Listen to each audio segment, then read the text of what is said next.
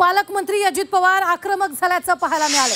यावेळी अजित पवारांनी IT park Bengaluru हैदराबादला जात असल्याची कबुलीही दिलेली आहे। दादांनी दिलेल्या कबुलीनंतर विरोधकांनी थेट भाजपवर निशाणा साधलेला आहे। तर दादांनी कबुली दिल्यानंतर विरोधकांनी आता भाजपवर निशाणा साधायला सुरुवात केलेली आहे। पाहूयात याच संदर्भातला आमचा हा स्पेशल रिपोर्ट।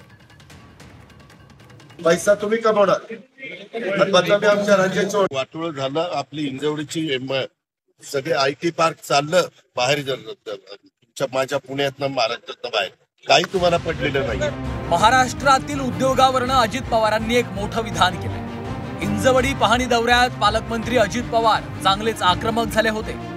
दरम्यान यावेळी अजित पवारांनी महाराष्ट्रातील उद्योग राज्याबाहेर जात असल्याची थेट कबुलीच दिली। महाराष्ट्रातील उद्योगधंद्यांवरून महाविकास आघाडी आणि महायुतीमध्ये आरोप प्रत्यारोपांच्या फैरी रंगल्या होत्या। महाराष्ट्रातील उद्योग राज्याबाहेर जात असल्याचा आरोपही करण्यात आला होता। दरम्यान विरोधकांचे सर्व आरोप सत्ताधाऱ्यांनी फेटाळले होते।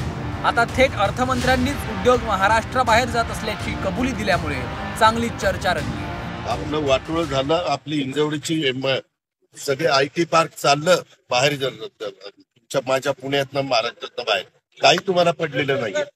बेंगलोरला हैदराबादला कशाला मी सकाळी 6ला येऊन इथं बघतोय, ह्याच्यामुळेच बघतोय। मला कळत नाही, माझी लोक नाहीत, परंतु ते केल्याशिवाय आपल्याला गत्यंतर नाही।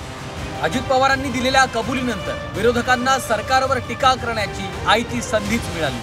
अजित पवार सत्य बोलले। राज्यातनं उद्योग बाहेर चालले हे माहिती असूनही सरकारनं कोणताही निर्णय घेतला नसल्याची टीका राष्ट्रवादी शरद पवार पक्षाचे प्रदेशाध्यक्ष शशिकांत शिंदेंनी केली। हिंजवडीमध्ये वस्तुस्थिती आहे, 2-2, 3-3 तास हिंजवडीमध्ये जायला लागत असेल याच्यासारखं दुर्भाग्य नाही।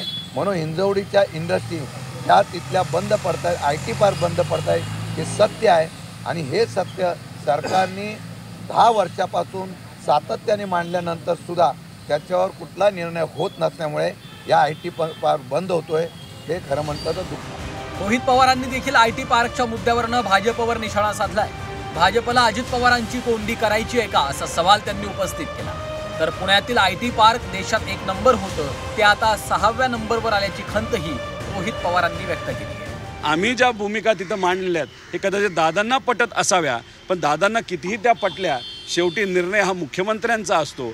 भाजप कुठेतरी दादांची कोंडी करतंय का, विकासाची कोंडी करतंय का, त्यांचे आमदार त्यांचे मंत्री ज्या ज्या भागातून प्रतिनिधित्व करतात त्या भागाला मुद्दामून भाजपकडनं दुर्लक्ष केलं जातंय का।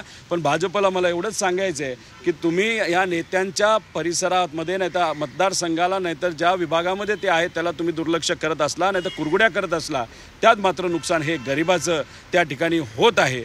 महाराष्ट्रातील उद्योगावरनं महाविकास आघाडी आणि महायुतीमध्ये चांगलंच रान पेटलं होतं, तेव्हा विरोधकांनी केलेले आरोप फेटाळत सत्ताधाऱ्यांनी विरोधकांनाच कोंडीत पकडण्याचा प्रयत्न केला होता।